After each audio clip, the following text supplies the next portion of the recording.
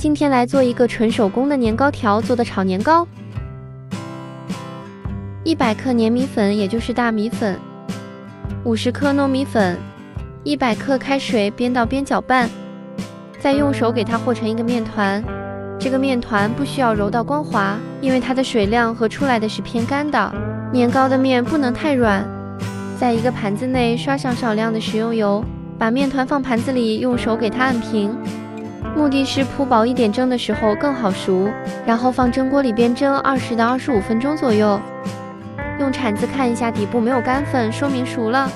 案板上也要抹一点食用油，把蒸好的面团放在案板上。这时候是特别烫的，不能用手揉。我们可以借助一个擀面杖或者是捣蒜锤，给它使劲的捶面团，等面团不烫手了，再直接上手揉，直到把面团揉到特别的光滑，也就可以了。把面团摊平，用刀给它切成长条。切的时候可能会有点黏，那就往刀上抹一点水，它就不会粘在一起了。再把切好的条搓成一个细细的长条，大概和手指头那么粗就可以。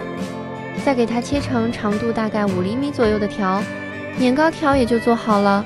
如果实在懒得做，可以去超市买现成的。再来调一个酱汁，2勺韩式辣酱，2勺番茄酱，2勺醋，1勺白糖，1勺淀粉，半碗清水，用勺子搅拌均匀，酱汁也就调好了。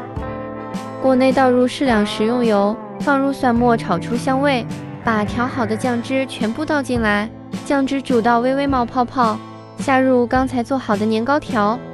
今天做的这个量是我一个人吃的，如果2人吃就做双倍的。等汤汁变得特别粘稠，关火撒一点白芝麻。我们的炒年糕已经做好了。